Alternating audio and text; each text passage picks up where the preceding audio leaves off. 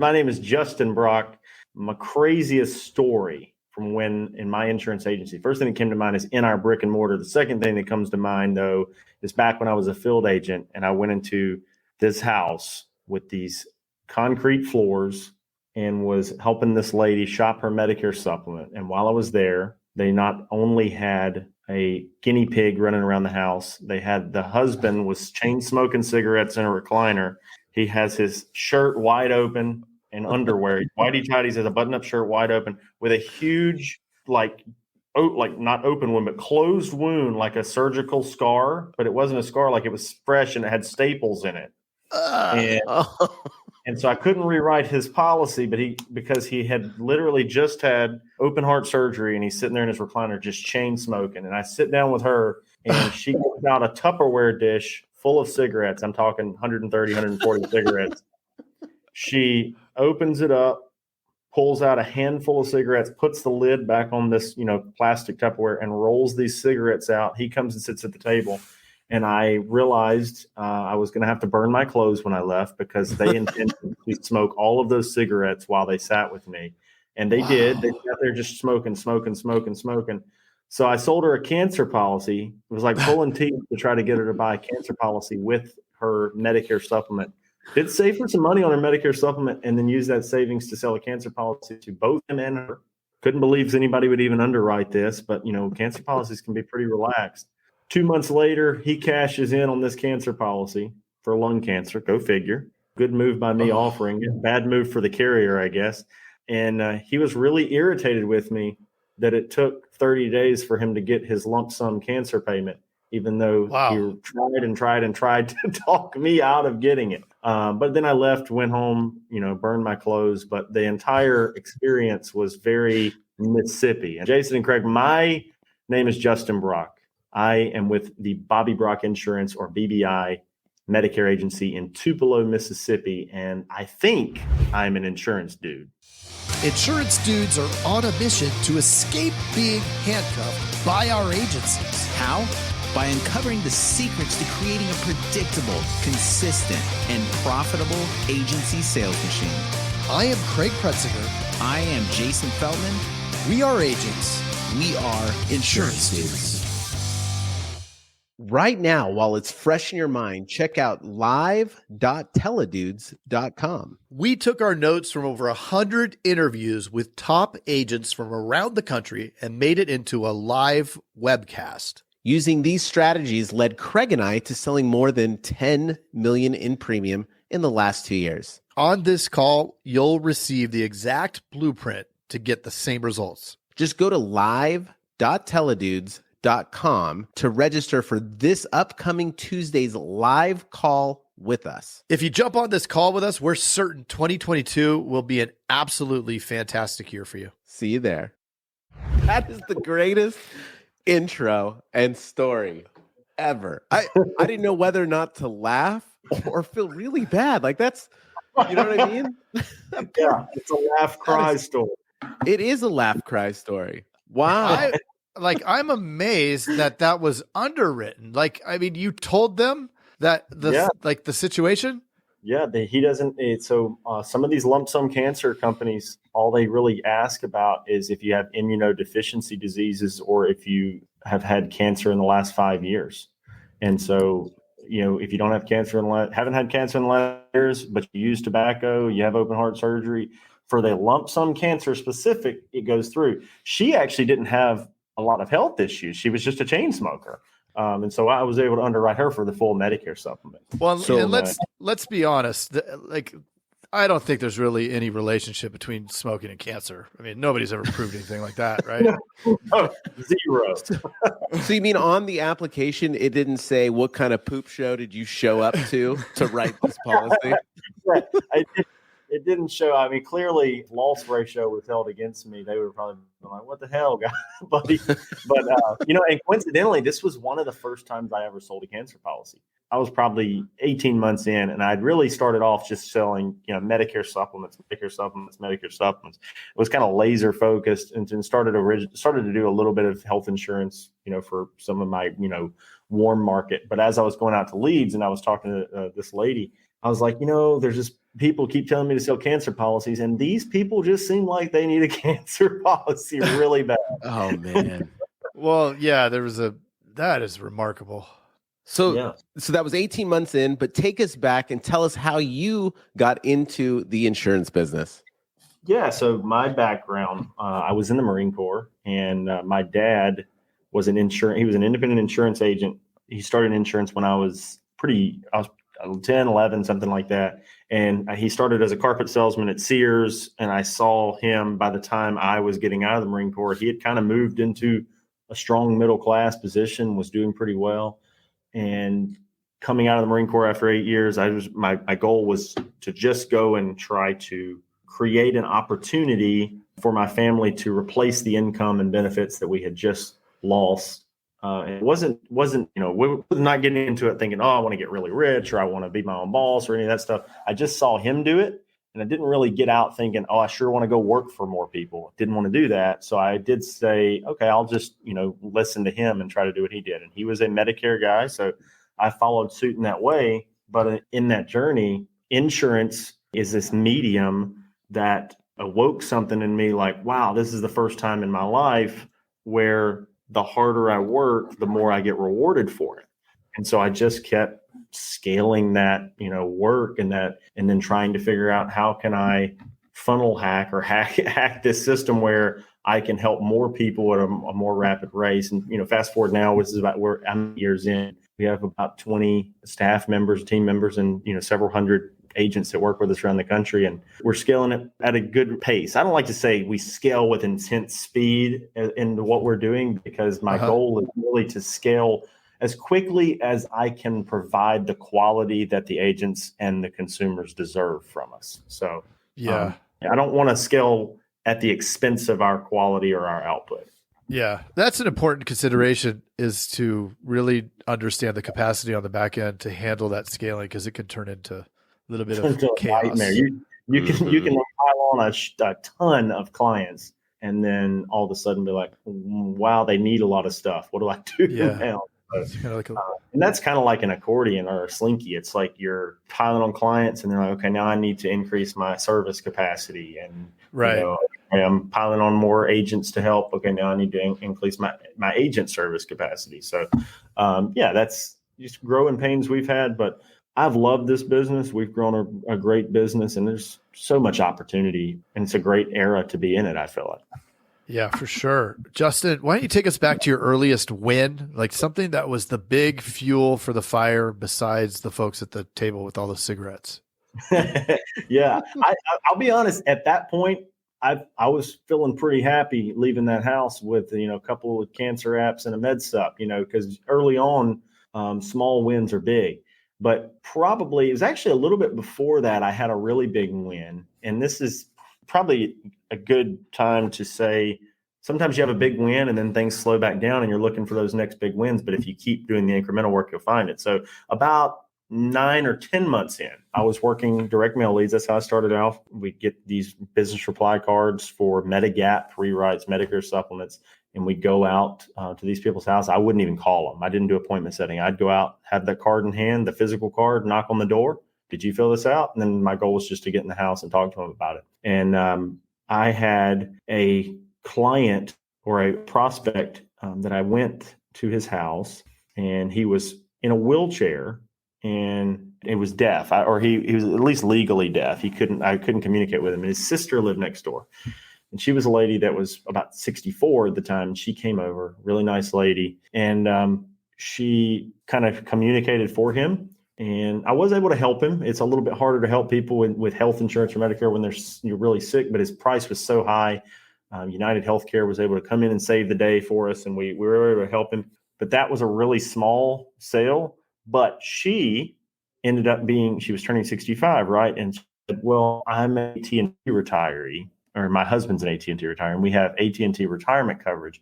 And right now, they're sending us all this mail saying this. They're kicking us off the plans. This is the first time I heard about this, but AT&T in 2014 started sending a bunch of mail in the summer. They're 250,000 retirees because, they had bought Bell South and all these different companies around the country, and this huge conglomerate. And they sent out, 250,000 people, told them that they're kicking them off and they could buy their own Medicare coverage with an HRA. And they had a third party group through Aon Hewitt that they were referring everyone to get their coverage. And a lot of people, so I set up a meeting with this guy to discuss it. And he was said, well, a lot of us retirees are under the impression that we have to buy through Aon Hewitt. Here I am talking to this guy. All I'm thinking is, if I can help this guy, that's another win. I got a referral off of a lead, and now I'm 2 apps deep, 3 apps deep. That's a win. But as I'm talking to him, we do a ton of research. He actually helped me research it, but we're researching together, and he was bouncing information off of me, just from a little bit of knowledge I'd picked up thus far. Found out that they did not have to get their Medicare supplement through Aon Hewitt to get reimbursed. They had a certain amount of money they could use, and as long as they got their standalone Part D plan through Aon Hewitt, they could get their Medicare supplement reimbursed. So I actually helped him and his wife, and he refers me to a guy named Mike. I go over to Mike's house, help him and his wife. He calls a guy over. I help this guy, and then eventually they just keep referring. It's just this chain of referrals, and they refer me to this guy. It goes by P-Vine. That's a very Mississippi nickname. Well, P-Vine invites me to speak at the Communication Workers of America Retirement Union meeting. And I'm thinking, there's like 10, 12 people there, because it's in Tupelo. We go, 72 retirees showed up. Oh, and it's not even counting their spouses. And they're all guaranteed issue to get coverage. There's no health underwriting involved because they were being involuntarily separated from their plan. So we were able to end up writing like that fall, like 250 AT&T retirees. And that was before my first year was even up in the business. So that was a huge win. Wow. And I still get referrals off of that group today that comes to our business. So very fortunate to have had that so early on, because it sure helped catapult my income up a good bit. So wow, it's so crazy as people get into this industry, and as we do as salespeople, we forget sometimes how one little interaction between someone can just create this chain of events. And a lot of times, as we do have a lot on our plate, sometimes we do cherry pick, and you just never. You never know. It's. Well, that's that. Wow. I did a YouTube video on that, told that story a few years ago, and I called it "Little Things Lead to Big Things." And that's the lesson I feel like there is, that it's literally started off from one direct mail card, helping a man that when I first walked up, I could have just been like, "Oh, wrong house," because he's deaf and in a wheelchair, and it's just not a great prospect. But I didn't have the luxury of doing that. I had to, when you're new, you got to help everybody you can help. I remember when I got in, my dad was like, "Oh, don't focus on term life. Don't focus on home and auto. Don't focus on under 65 health. And I told my dad, I'm like, anybody that asks me about any product right now, I'm going to try to figure it out, because I'm broke and I need to be able to make some money, and I got to help them. So I'm going to do the research and figure it out." So, and thankfully, Medicare has become a huge portion of what we do, but we do, the under 65 side and more life insurance and annuities and things like that. Still haven't really cracked the P&C. It's like a whole different beast. So yeah. Well, it's crazy. We do the P&C, so we think your side's incredibly difficult. I think that's kind of how that works. Whatever you come on, the other side's like a whole. You're like, is it really even insurance? It's a whole different thing. Yeah. Plug, where can we see you on YouTube? Is it just Justin Brock? Right now we have youtube.com/Justin Brock. And if you Google or if you YouTube Justin Brock Insurance, there is a pro skateboarder named Justin Brock. He comes up sometimes, but Gotcha. He's way uglier than me. Perfect. Isn't it funny? People still ask, like, what a dumb question for me to ask is, how do we look that up? It's like Google and YouTube. It has a pretty good search engine. Just Google. No. That's because Jason still uses Ask Jeeves. Ask Jeeves. I still ask Jeeves. Yeah. And he uses NetZero as his provider. Netscape Navigator, web crawler, default browser. Got it. Yeah, Lycos. So, Justin, you said you have 20 people on your team now? Yeah, we have, and it's a mix. We actually have some marketing folks. We have some administrative and contracting folks. And then about half of us are dedicated to just the direct-to-consumer agent-focused side. So it's about 10 admin and LOA agents within our core that focus on servicing mostly Northeast Mississippi Medicare beneficiaries and under 65 health insurance. And then the other half of our team is focused on helping agents with marketing, contracting, just learning the trade and putting out content. So super cool. Super cool. So is it hard to create a good agency culture with such a big team? And if so, like, how did you create a good culture or get create from a culture that maybe you weren't so proud of at one point? So it's like when you put the right people in, over time, the culture, and I'm not going to knock like the fact that we have some guys in here that lead well and in a positive way, but we're all just kind of friends. We've become friends, and it's not like I hired a bunch of my friends. I actually don't recommend that probably, but I hired a bunch of, guys that, just want to help people and make more money doing it. And that's what we've kept preaching, that you come in and you're ethical and you do the right thing and you just look for people to help as many people as fast as possible in a way that you can continue to serve their needs, that you'll make more and more and more money. And we take a lot of the, on our internal team, they're not having to market and they're not having to spend a bunch of money and they're not having to do all that. So we take that stress load off of them, and it's more of a job, but it's still sales. So they just become like navigators or educators and support personnel that are really helping put out fires and helping solve problems. I think, paying well and creating a good opportunity is the first part of it. And then second, just, getting together and having lunch and having some one-on-one meetings with your team, even when you're at the top of 20 and you got, a brand new admin, guy, and you're going out to lunch with them, so that they know that there's, somewhat of an open door policy, and keeping that transparency is super important. And I'm not going to say I haven't made mistakes along the way in doing that. It's, make a mistake and you learn from it and you keep doing better. But we have a really good culture that I'm super proud of, and it seems to just get better and better. That's great. I love that. And so to have a good culture and to create that amazing team, you've got to have a pretty solid recruiting process. Why don't you talk about that? Because I know that a lot of agents really struggle with that whole piece of it, and of all the different arms that you have to be doing as you scale an agency.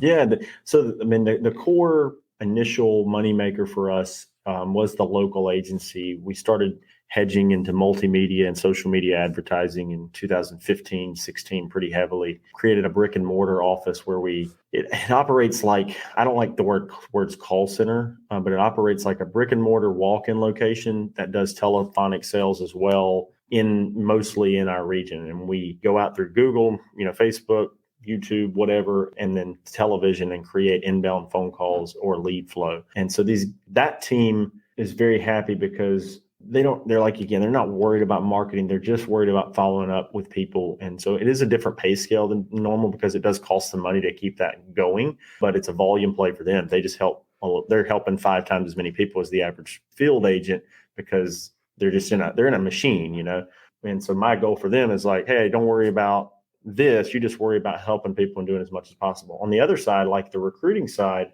several years ago, it was not my goal to recruit, but we started a Facebook community referred to as Medicare Gurus that's gotten really big. There's 8,400 or 8,100, something like that, agents in there.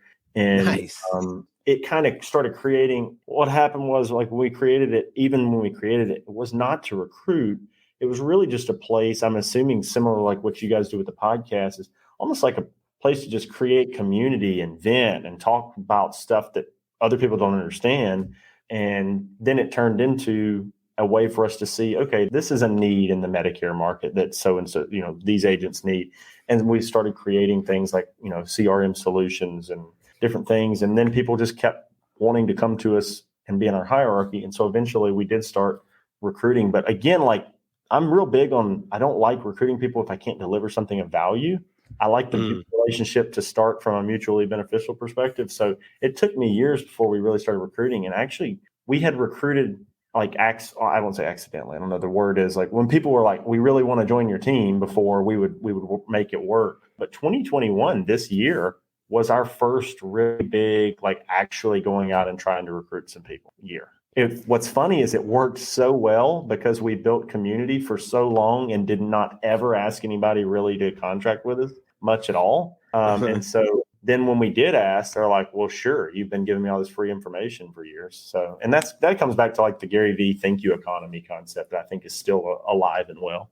I love that. It's so huge how social plays into just the agency world. And I don't think enough people realize, like, just give and don't worry about what you'll get later, because you'll get it back, but you might not know how to navigate that right now. I love that. So when you do bring on a new team member, how do you ensure that they come out of the gates firing and that they'll have success? Any tips on that? Yeah. So a big part of it, we have been fortunate. A lot of our people that have come over have been, I would say, intermediate level agents. And so a lot of times what's happening is they're doing a little bit of production and they want to scale and they're just not really getting a lot of support. And so what we do is just when we're interviewing them, we're looking for what's good for them. On the new agent side, we temper how many we bring on because new agents do require a lot of attention and we want to have a high success rate. If you look at like a college, you can really judge a college based on their graduation rate. And if you look at some of your like community colleges and your online colleges, it's like 12 or 13% for a lot of them, right? And so I want people to look at us like, what's your success rate of an agent that was on a path within a few years to making, $75, $80, $100,000 at least. There's paths past that, but I'm not going to judge myself on the guys that made $1 million a year because they're just few and far. They're, you know what I mean? They're the guys that they're guys like me that don't sleep because they're addicted to it, right? And those exist. But we judge ourselves on, can I get this person to making more money than they could make in a job, in a few years? And so I want that to be my success rate metric. And so I do take very seriously, but I think that having a system, like getting with them and saying, how do you want to do business? And a lot of them have preconceived notions that I think one way is easier than the other.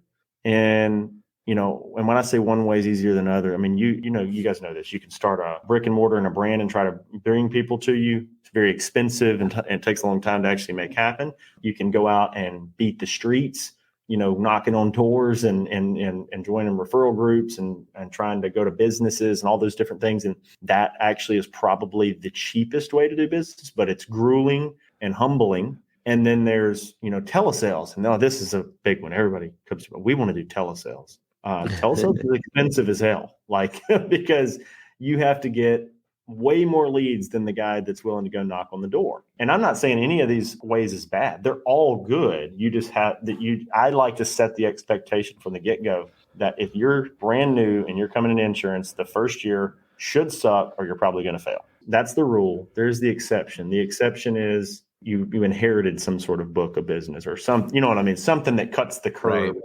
I left a call center and they're letting me rewrite all my customers. I've seen a couple of those. Right. I'm like, well, great. They're very generous. Yeah, right. But, most people, the first year in insurance is very hard. And I mean, even, probably the fastest way to make money in insurance quickly is life insurance. But then you're dealing with chargeback debt and you're on a hamster wheel and you're not building any renewal income that will kind of set you free down the road. So I say cross-sell life insurance. I actually tell people to pick, I literally have a video out there. I think it's called 6 Niches of Insurance, where we talk about which niche is best. And I actually lean Medicare and P&C. And I don't know that much about P&C, but I'd say I know that both of them have a path to a great residual income. And it's based on individual sales initially. And I talk about commercial P&C and group health being kind of parallel. And yes, they create residual. It's very difficult to get those accounts right out of the gate when you have no experience. A lot easier to get, your neighbor and their neighbor and your friends to start shopping your home and auto or shopping their health insurance. Those types of things are easier out of the gate. And cross-selling life helps you feed your family day one. But hey, it's a lot better when I find somebody that has no wife and kids, because I'm like, all right, first step, eat Vienna sausages and cancel your cable. It's hard. Yep. Yeah. That first year is it's grind, and get to some critical mass of residual income as quickly as possible, which will then feed the fixed portion of everything so that you're not in the hole anymore. And then you can spend and get back on that, the variable marketing spend, however much you spend, you're going to get some return. Love that. Absolutely. So with that team, you got to also manage emotion and keep people motivated, right? Because as we all know, if we have one person who's bringing everybody down, that's going to affect everybody. So it's like this spinning plates to keep everybody motivated at all times. What kind of things do you do to keep the entire team motivated and keep them pushing? We have 2 offices in Tupelo as we outgrew our one office, and we're working on building a building so we can put us all back together. But right now we have 2 offices. We meet in one of them together on Monday mornings at 8 a.m. We do a Wednesday morning virtual meeting for everybody and all of our downline team around the country. So we're consistently meeting. And then we have 3 people that all they really do is agent training and agent support. And their job is all day long just to call agents and check on them.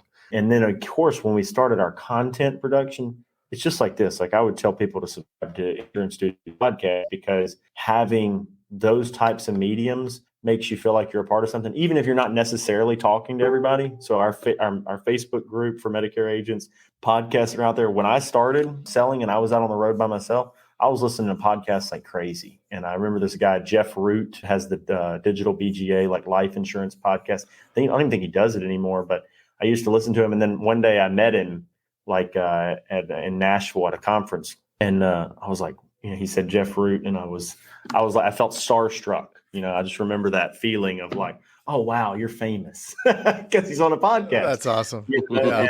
But creating content for our people.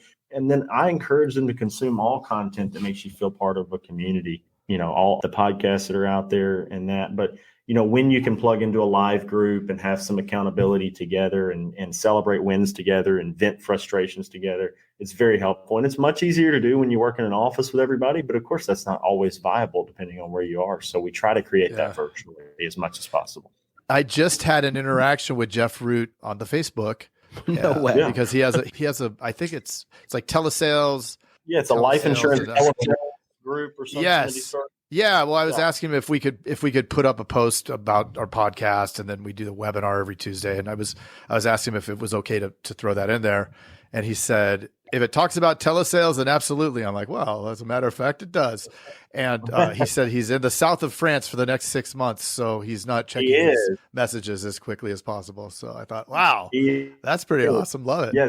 Zach Paschke is one of the guys that works really closely with him, who's in one of our groups. We have this group called Go Guru University, and he's in there and does a lot of live calls with us. I don't know Zach's exact role, but he's one of their kind of leaders within. Super sharp, really technologically savvy guy.